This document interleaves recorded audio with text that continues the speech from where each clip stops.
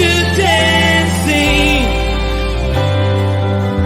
You turn my morning into dancing.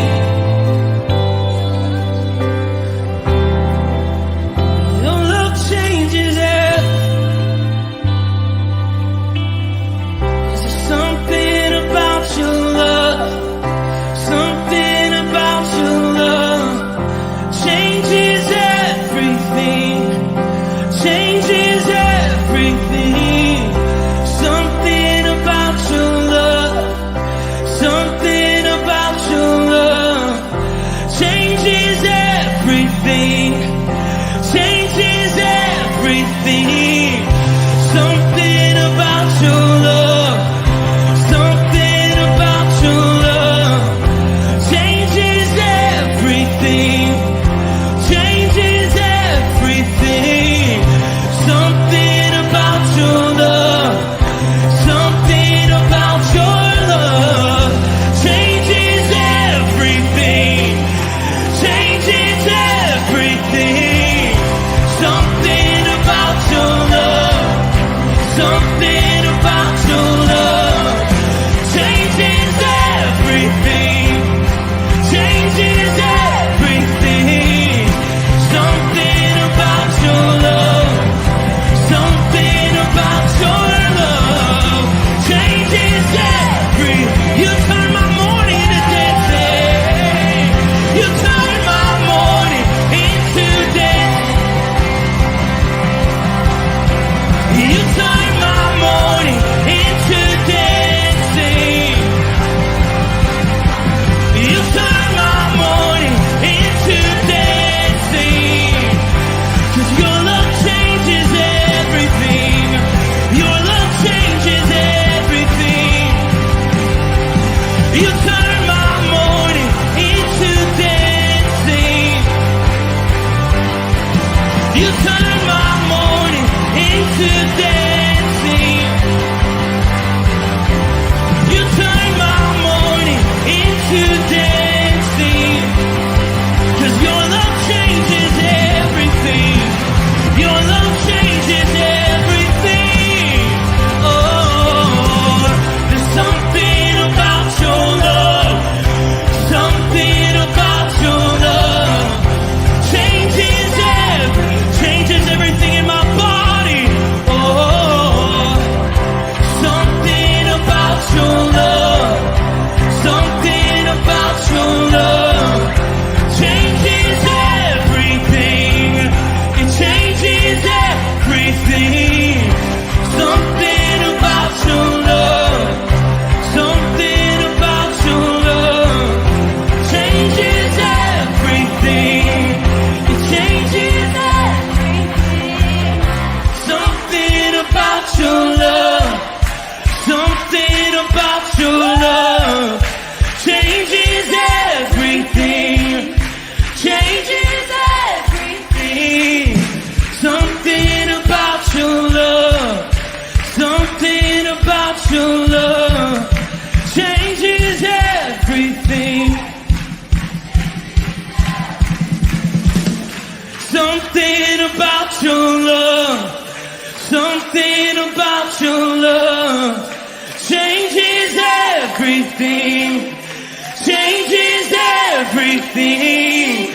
Something about your love, something about your love changes everything, changes everything.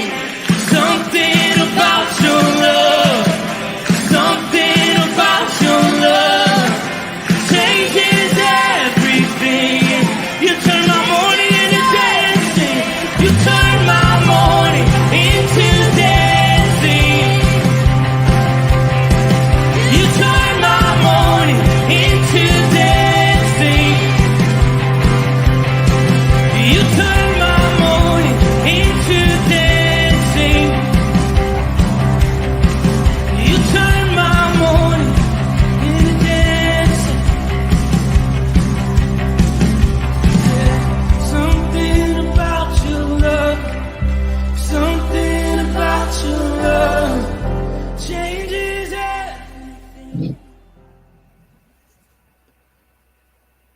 Good morning, Rooted Men. Pleasure to be with you this morning. Matt Ryan, Elder, Firmly Rooted Ministries, on this Friday.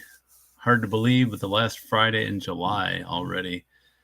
Summer always seems to fly by, but by next weekend, it'll be August, and we'll be looking towards school starting and football starting and all those things that seem to bring fall far too quickly. So let's get out and enjoy summer while it's still here. I know it's been strangely wet. I can't believe how wet it's been this summer, but it'll be a good year for big fat rings in the trees, and hopefully your plants are doing well if you have a garden or anything like that. I say it's a pleasure to be with you, and it really is. It really is something I delight in, even though it's every couple of weeks. But digging into the Word and knowing that there's others of you out there digging in and learning and listening and thinking about this stuff, and that even when we're not together in person, we can be together and doing this. It really is a great thing. It seems like every once in a while I get one of these, what I would call a less fun collection of verses to talk about. Today we're talking about sexual immorality, which can certainly be interesting. We got to be careful because these kind of things are usually viewed as super condemning, right? But I kind of want to pick apart some of what we're talking about here, some of why Paul's talking about this, and some of what it means for us today, what parts really do apply outside of just the condemnation we can feel. Today's maintaining any kind of biblical ethic about sex in general, sexual identity, any of these kind of things, is really seems to be seen as old-fashioned and even portrayed as unloving. Right. There's all kinds of people seeking to redefine what the Bible really says about sexual relationships, and, understand a sexual relationship isn't just the act of sex, right? It's holding hands, it's romance, it's all kinds of things, right? So we'll kind of take that little bit broader view. We know that more and more people, in fact, it's probably much more common than not to be living together without being married, to be engaging in,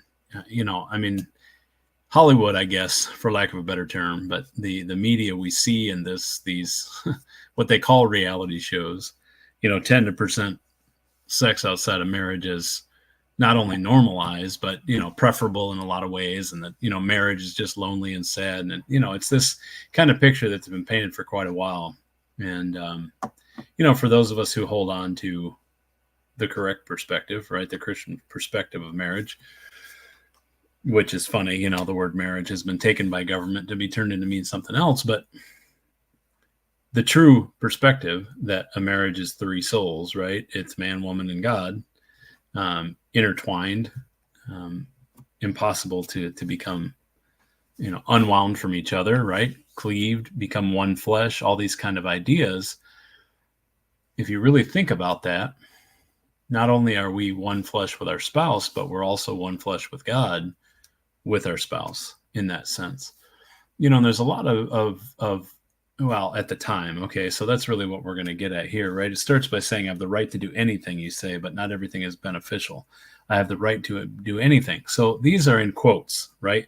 When things are in Bible in the quotes, it means they're literally being quoted, right? So Paul is saying or repeating what the people in Corinth are saying, what the church in Corinth are saying. And basically what they're saying is, sex with prostitutes or all this stuff outside of wedlock is just so normal. It's such a part of today's society and everyday life that we wouldn't even think twice about it. And he's going, well, he's presenting a case basically of 6 reasons why a Christian should look at this stuff differently.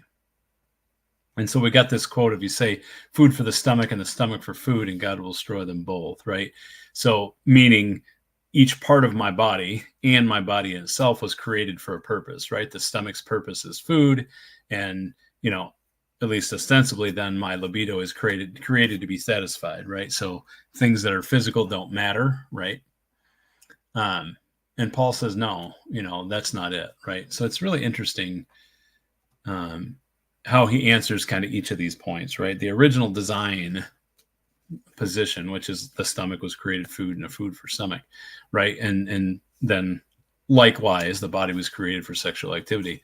Paul says no. He says the body was never designed to engage in sexual activity immorally, right? Having a stomach does point to the need to consume food, but having a body does not point to the need for sexual gratification. That gratification being a key difference, right? It's not a necessary function, but, you know, deeper than that, right, is kind of the other points he gets into, right? And the bodily resurrection is his second point, right? The relationship between the stomach and food is temporary, right? But Christ and the bodies of his people, that relationship is eternal. So in the throes of sexual temptation, he calls us to think about the eternal destination of our bodies, right? If our body will be raised as Christ's body was raised, ought we not to keep our bodies pure as Christ's body is pure? And to say pure in that sense is meaning pure according to his definition of what is correct, right? That, sexual activity is reserved for the marriage relationship, right? Union with Christ being the next point, right? We have a full union, right? It includes mysteriously the physical body, right? So when Adam was formed, there's no doubt he's formed from dust and Holy Spirit, right? Or dust and spirit, right? And so there was this distinction at the time that the dust, the body, the physical stuff, it doesn't matter what I do with this because God's forgiven all sin anyway, and it's my soul that matters. And Paul's kind of creating this union and saying that if you're a member of Christ's body, it's inconceivable that you would join that body with a person who's not your spouse, whom you've joined in that relationship with Christ, right? That three-part relationship. And he goes on further to say that sexual sin is unique with regard to its consequences, right? So it really kind of enwraps this physical body and the spirit together, and it impacts both of them in a way that others don't, right? Think about, alcohol can lead to drunkenness. Overindulging in food or gluttony can result in obesity, right? These are all things that are harmful to you, right? But they're not necessarily harmful to your spirit. They're harmful to your physical body. Where he says that sexual sin is not easily wiped away from our memories. It's not easily dealt with in subsequent relationships, right? It leaves a deeper scar than other sins. We can look at how many, families have been broken up as a result of this, right? Because it's a deal breaker, right? It's such a big deal. Partly within ourselves, right? Because our body is this holy temple, this idea that, no, I'm not saying any of us are, necessarily living in that standard. I'm certainly not living in a standard where my body's a holy temple, but that doesn't mean I shouldn't be trying. And I think that's what Paul's really pushing, right? So the most important element of the old covenant's temple worship was purity, right? And the dwelling place of God can't be profaned with impurity. And so in the new covenant, the Christian is like the abode, right? The home for the Holy Spirit, right? Meaning, if you take it in that sense, that sexual immorality is profaning God's temple, right? I know that's harder to think about, that our body is, right? It's part of where God dwells, the Holy Spirit dwells. And that's what Paul wants us to be thinking about here, like the long term, the big picture stuff, right? They end by saying it's purchased property, right? A high ransom has been paid for your redemption. And that makes us property of the Redeemer, right? We belong to someone else, and therefore our bodies can't be used in whatever way we want. And that's where it all started, was people saying I have the right to do anything, being the idea that if God forgave all sin, then I can do what I want because God's forgiving it, right? So the decisive question for Paul is not how far is too far, but really it's to whom do I belong, right? So again, it's hard sometimes to come up with a context because in our society, in our world, right, engaging with a prostitute is considered an underworld thing, right? It's available in certain places, right? I'm not going to sit here and, certainly not asking if anyone has ever done it or been around it, but if it's a part of your world or not. I can't say it's a part of mine and that I've never knowingly seen it or been solicited or anything like that. But I'm sure I've been around it. I've been in places where it happens, right? But I want to challenge you to kind of think, in their day, prostitution was not only normal, right, but it was this practice that was going on openly in the street. And I only think about how different our world is today, right?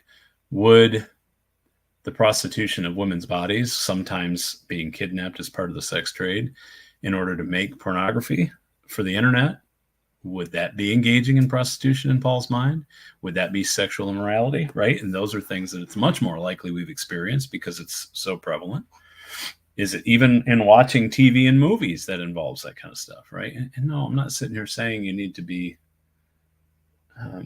you need to disengage completely with the world and those kind of things. But I think there's opportunities for us to think about, what is it that I'm really doing, right? When we're stopping and taking these thoughts captive and going, okay, God's with me here. Maybe I'm not really honoring him or honoring myself by being in this situation, right? And, those things just as easily apply to overeating and drinking, smoking, right? Doing drugs, whatever it is. I mean, there's all kinds of vices, right? There's all kinds of things that are done for a hedonistic purpose, which is to say, because it feels good. It feels good in the moment. It's what I want to do. It's what I feel like doing. I should be free to do it. And that's where we start straying from, the other mentality, which is God has a plan over my life. He's created me for a purpose. I don't know if this fits into it. And it's distracting me from him. It's pulling away from my relationship. It's turning me to the world's solution to problems. And that's really, for me, where it applies to us today, right? I'm not trying to be the fun police, right? But you get that sense. And I'm not sure what it means for you practically. I'm not sure what it means to change, or even for myself. And so I'm not necessarily recommending there's some steps that I need to take or you need to take. It's just interesting to kind of sit back and think about how this stuff applies and how its application changes as the world changes, and how the reality, right? I mean, what would it be if Paul were talking to our church today? What would be the things that we're sticking to and we're saying are okay because society says they're okay?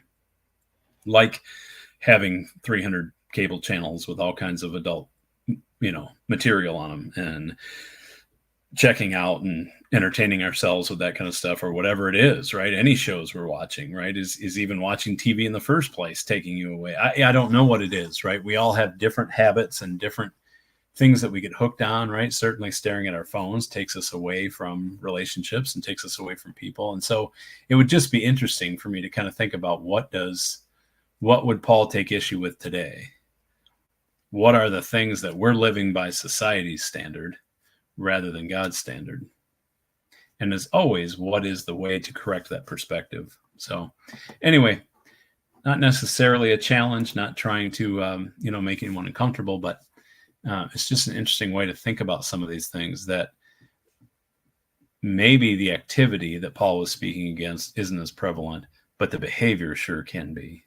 And the application of his kind of 6 responses and his real thought that you are redeemed by Jesus, redeemed by God, belong to God. Maybe that helps you to see yourself in a more of the light that God sees you in. Because when he sees you, he sees the Holy Spirit within you, and he sees you as sinless. And,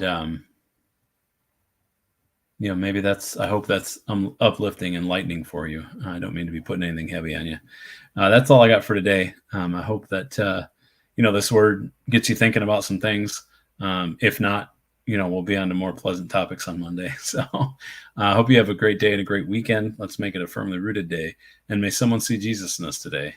Peace.